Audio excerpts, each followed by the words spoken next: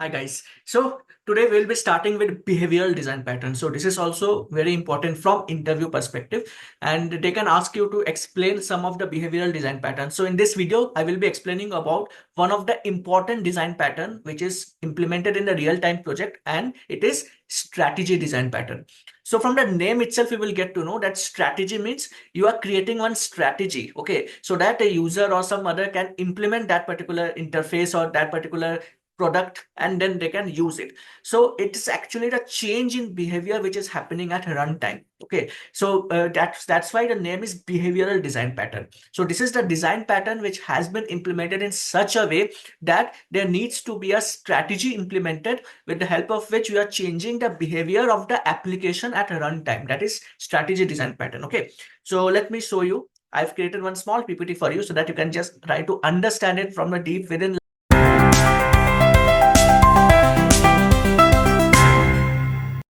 Behavioral design pattern is something that enables the selection of a particular algorithm's behavior at runtime. At runtime, you are changing the algorithm. You are selecting the particular type of algorithm. Okay, so that is the change in behavior. What's the purpose?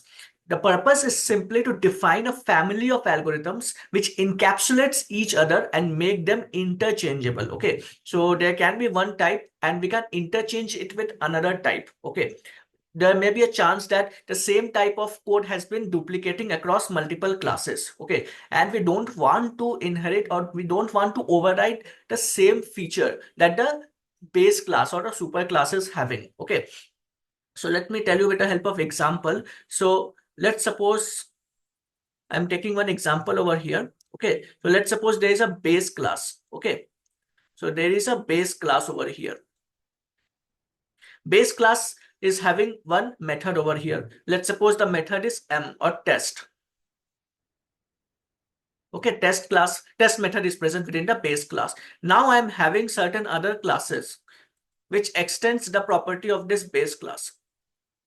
Okay, then what will happen in that scenario?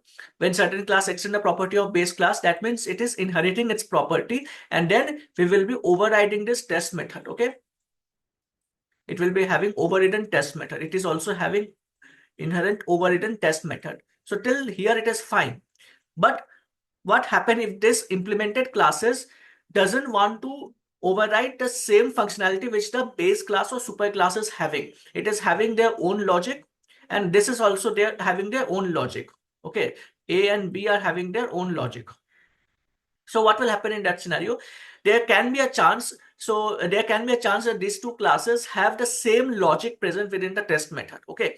So in near future, let's suppose class C came, which implements this base, which extends this base class, and this is also having test method, and this is having certain other logic, let's suppose. So like this, there are 20-30 classes which is extending this base class, and out of this 20-30 classes, I am able to visualize, I am able to see that 10 classes are sharing the same functionalities within this test method.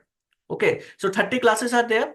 Out of that, 10 classes share the same logic present within test method, and next set of 10 is sharing the same logic, then next 5 sharing the same logic, then next 5 sharing the same logic. So you can see that a lot of code duplicacy is happening, right? There are a lot of code duplicacy is happening within the implemented subclasses. So we have to resolve this problem of code duplicacy. There is a redundancy of code, a lot of code which has been written multiple times across multiple subclasses. So we can reduce it, right? How we can reduce it?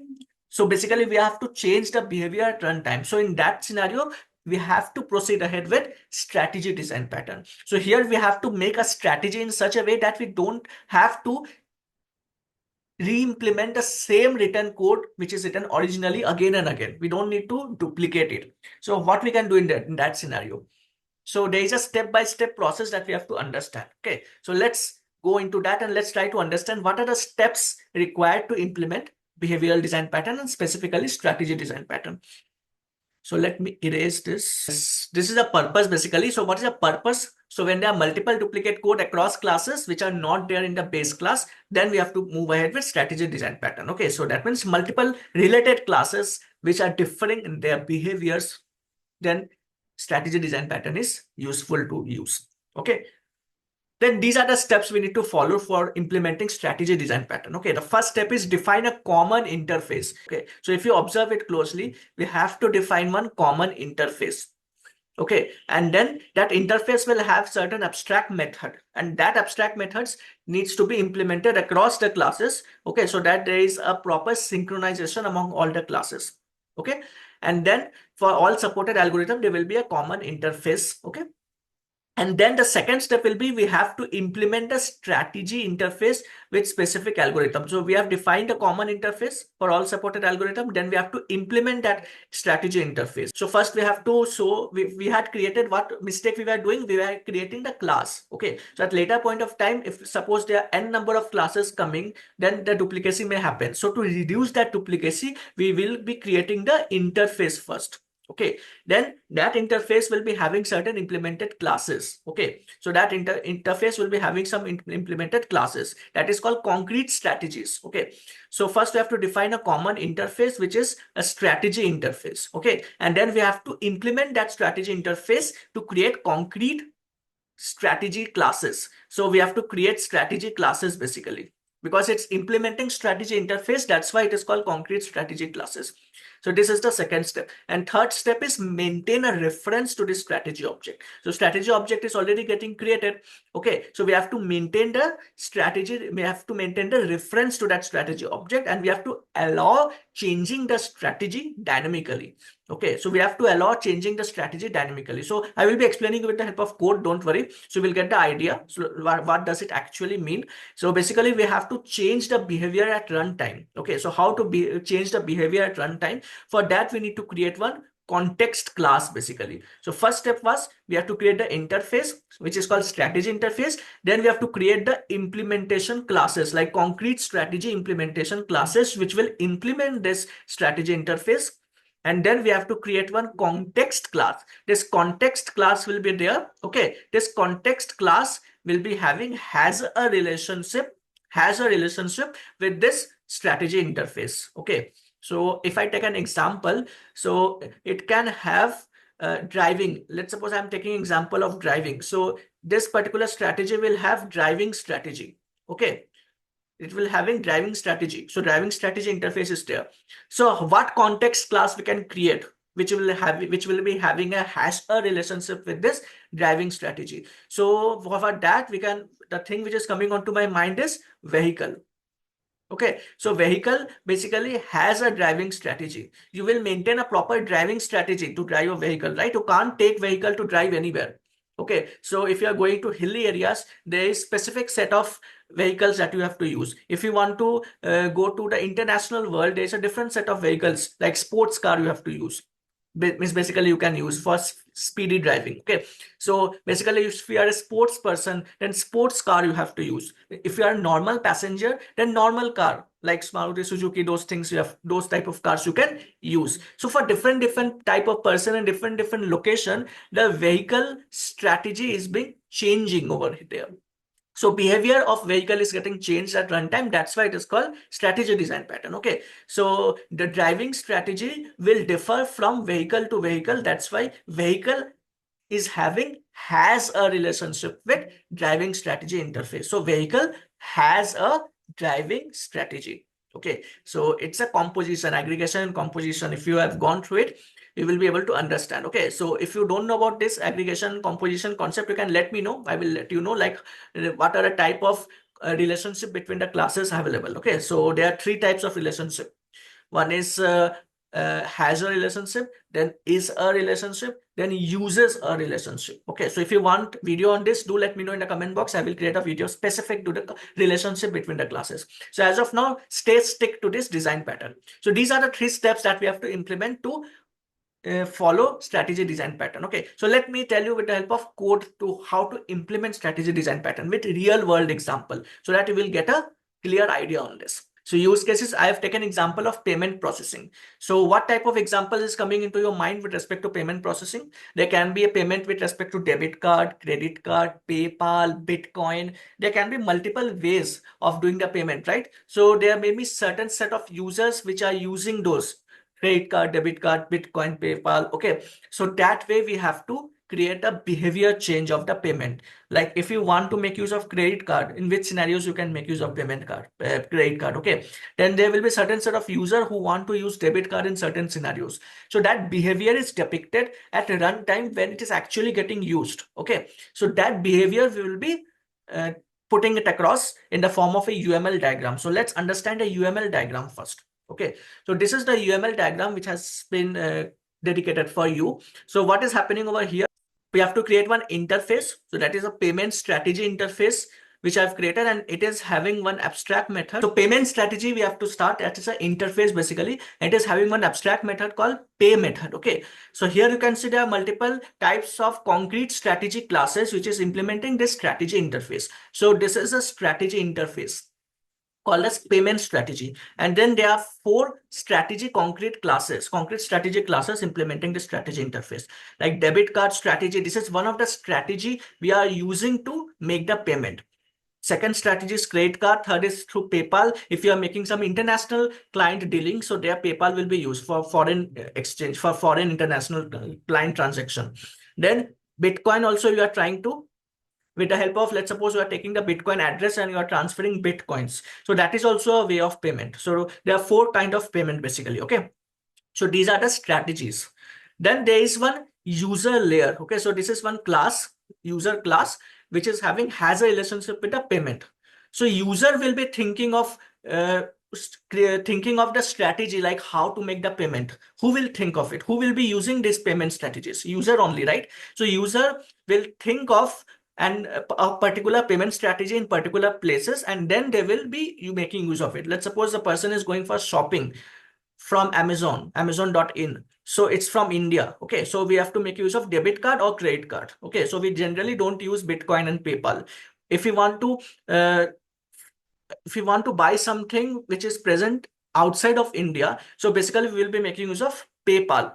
We will be focusing upon PayPal. And Bitcoin, it's not supported much in online shopping. Okay, so there will be certain website where we have to make use of Bitcoin for further transactions. Okay, so basically there are 4 kind of transactions. So user will be doing the payment, and that's why user will be focusing upon what strategy we need to implement while doing the payment. Okay, so there will be constructor injection present within it, and there will be a execute payment which has been implemented in this user class interface, user class method. Okay, then there are multiple kind of user, right? There can be debit card user, there can be credit card user.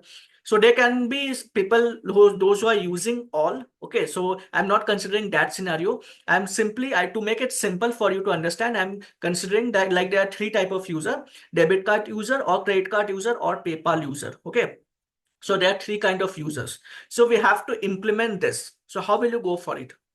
So first we will be going for this interface creation, then concrete strategy classes, and then user class, which is has a relationship with the payment strategy. So basically we will be having constructor injection and execute payment method. And then we will be making use of this user. We will be defining these classes, extending this user class.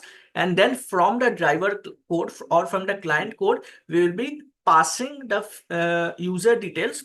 And then with the help of these strategies, like which strategy the person is asking for, like credit card user strategy, so we'll be passing the details based upon that, and then whatever details is passed, it will go to that particular strategy and it will implement the logic from that method.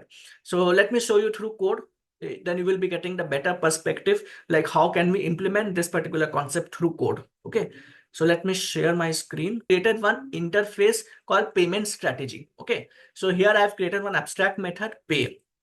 First thing to do is to create a strategy interface, which I've already created. Now we have to create concrete strategy classes implementing this strategy interface. So these are the things which we have created. So first is we will be going with debit card strategy.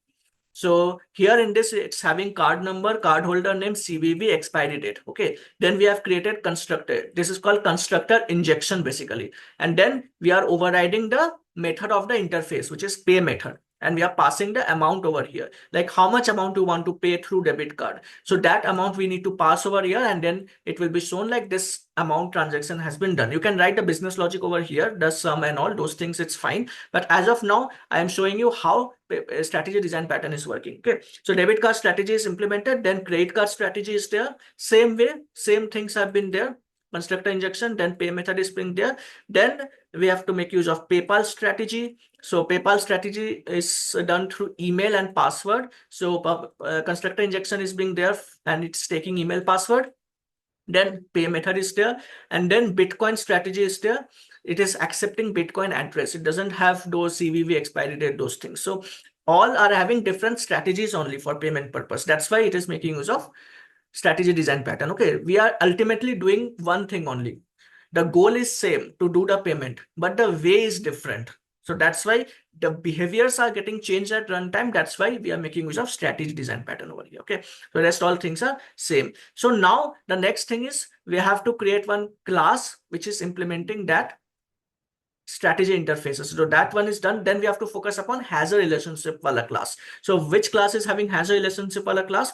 So if we see over here, so user will be making use of those payment strategies, right? Which strategy they will use to make the payment. So user class I have created. Here I have passed a payment strategy reference. Then we did constructor injection, and then we are doing payment processing. So how will user will process the payment, right? User will pass like how much amount they want to process it. Then we have to make use of process payment, and then whatever payment strategy you have to use, you have to pass that, and then amount you have to pass. So with the help of the payment strategy data and the amount you have to pass to process it, the processing will be done. Then client side will not be having responsibility of which particular thing they have to use again and again, creating the constructor and all. It's not required. Okay, so first, what we have to do over here, we just have to pass the credit card user if someone is from credit card side. So if they want to make use of credit card, then we have to pass this credit card details, means card number, name, CVV, expiry date. Okay, so expiry date I can change it to 2029. Okay, and then we have to process payment of 5,000 rupees. Okay, so if I run the code, you can see payment done by a credit card of 5,000 rupees. So let's suppose that later we have to make use of PayPal. Okay, so let's make use of PayPal. Someone want to make use of PayPal. Okay, so PayPal is accepting email ID and password. Okay, so we have to pass two parameters, abc@gmail.com, and password is 321#123. Okay, let's suppose this is a password, and then user 1 will process the payment of, let's suppose, 1 lakh rupees.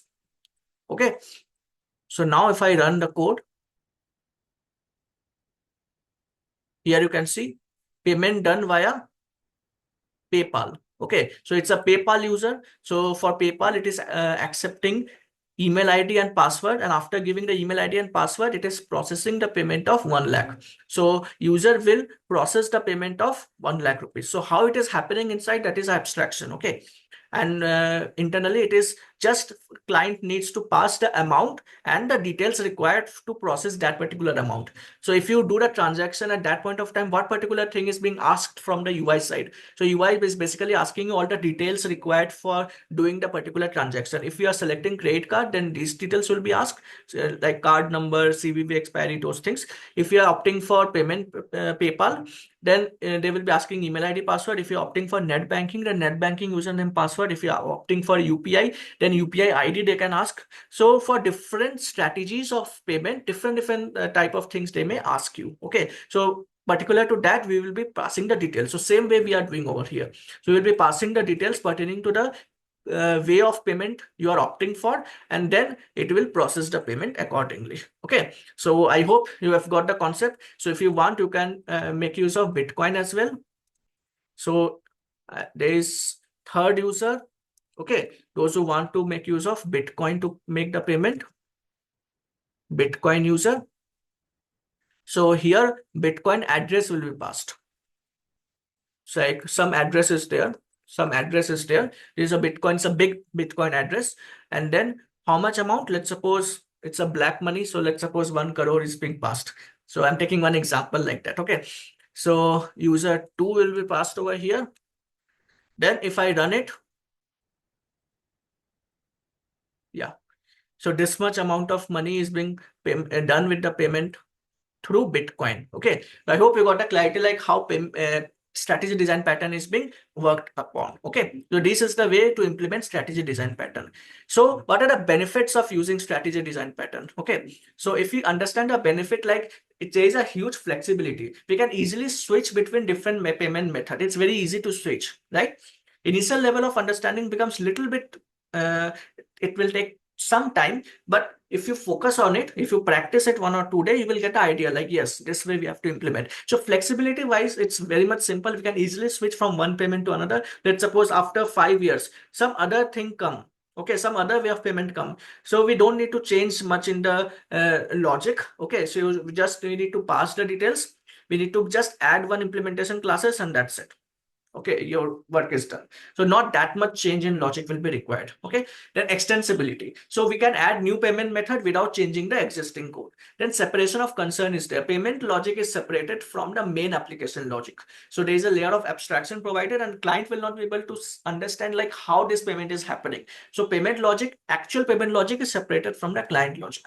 So there is a separation of concern happening. So these are the three major benefit which strategy design pattern provides us. Okay.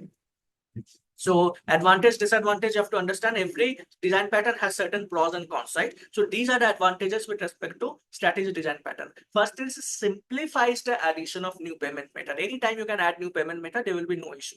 Then it reduces the need of conditional statements. We don't need to add multiple conditional statement. If this is instance of trade card, if this is instance of PayPal, if this is instance of this, so there can be thousands. So every time you have to add if condition, 1,000 if conditions you have to add. So that is not required as of now. We have to, then here we are promoting code reuse. Okay, so we are reusing the existing code rather than duplicating the code which is already there in the subclass implementation. We are not duplicating that. Rather, we are reusing the existing code. So maintainability purpose, for scaling purpose and maintainability purpose, it is much more useful. Then disadvantages, there can be a chance that number of class will increase. So at later point of time, some other type of user came. So we have to add it. Okay. So it's not that way dynamic like certain other thing came, certain different type of design, certain different kind of payment system came. Then we have to integrate it with the help of class integration. Okay. So there can be few class level changes we have to do. So it may increase the number of classes at later point of time, but due to separation of concern, it becomes very much easy to implement. Okay, then it requires the understanding of proper pattern implementation. If we don't know the pattern implementation, like how those all things are interrelated, if you don't have the concept, and no, any other person who is not having the knowledge of this design pattern, they will not be able to easily get it. Okay, so they should know what is this actual design pattern means, what is behavioral design pattern, what is strategy design pattern. They should know it first. Then they will get the idea like how it is getting implemented beneath. So I hope you have got some idea, you've got the concept of this. So if you liked it, please do like, share and subscribe. Do put it down in the comment box like have you liked it or not and which part of this video you have liked it the most. And I will create a new video so with on behavioral design pattern. Okay, there are a lot of behavioral design patterns available. So we'll be creating with next set of design pattern in the next video. So till then, it's Devjit Roy signing off. Bye bye.